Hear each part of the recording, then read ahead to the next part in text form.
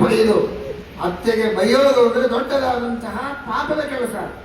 ತಂದೆ ತಾಯಿಗಳಿಗೆ ಬೈಯೋದು ಹೇಗೆ ಪಾಪವೋ, ಅತ್ತೆ ಮಾವಂದಿರಿಗೆ ಬೈಯೋದು ಅಷ್ಟೇ ದೊಡ್ಡ ಪಾಪ. ನಿಂದೆ ಮಾಡಬಾರದು, ವಿನೀತರಾಗಿರಬೇಕು, ವಿನಯದಿಂದಿರಬೇಕು. ಆದರೆ ಶ್ವಶ್ರುವಾಪವಾದಂ ವದತು, ಗಂಡನ ಜೊತೆಗೆ ಜಗಳ ಆಡಲಿ ಅಂತ ಇದು ಒಂದು ವರ ಅಂತ ತಿಳ್ಕೊಂಡಿದ್ದಾರೆ ಇವತ್ತಿನ ಜನ. ಭರ್ತೃರ್ಭವತು ದುರ್ಮನಾಹ, ಗಂಡನಿಗೆ ಅತ್ತೆ ಮಾವಂದರಿಗೆ ಕೊಡದೆ ತಾನೊಬ್ಬಳೇ ಸ್ವೀಟ್ ಮಾಡಿ ತಿನ್ನುವಂತಾಗಲಿ ಅಂತ. ಏಕಾಸ್ವಾದು ಸಮಶ್ನಾತು ಯಾಕೆ ಹರತಿ ಪುಷ್ಕರಂ. ಈ ಶಾಪ ಎಲ್ಲರಿಗೆ ಬಂದಿದೆಯೋ ಇಲ್ಲೋ ಹೇಳಿ. ಈ ಕೂತವರಿಗೆ ಬಂದಿಲ್ಲ, ಎಲ್ಲ ಬಂಗಾರದಂತವರು ಪತಿವ್ರತ ಶಿರೋಮಣಿಗಳು.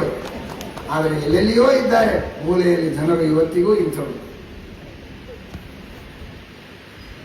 ಯಾಕಂದ್ರೆ ಎಲ್ಲರೂ ನಗ್ತಾ ಇದ್ದೀರಿ, ಇದರ ಅರ್ಥ ಇಲ್ಲಿ ಕುಳಿತ ಯಾವ ಅತ್ತೆಗಳು ಸೊಸೆಯಂದಿರನ್ನ ಬಯಸ್ಕೊಂಡಿಲ್ಲ ಅಂತ ಅನಿಸ್ತಾ ಇದೆ. ಇಲ್ಲೇಂದ್ರೆ ದುಃಖ ಪಡಬೇಕಾಗಿತ್ತು, ಯಾರೂ ದುಃಖ ಪಟ್ಟಿಲ್ಲ. ಎಲ್ಲರೂ ನಗ್ತಾ ಇದ್ದೀರಿ, ಹೀಗೆ ನಗ್ತಾ ಇರ್ರಿ. ಶಾಪ ಯಾರಿಗೆ ಬರೋದು ಬೇಡ, ಆದರೆ ಎಚ್ಚರಿಕೆ ಇರಲಿ. ಅಧರ್ಮ ಮಾಡಿದರೆ ಮಾತ್ರ ಅರುಂಧತಿಯ ಶಾಪ ತಟ್ಟುತ್ತದೆ.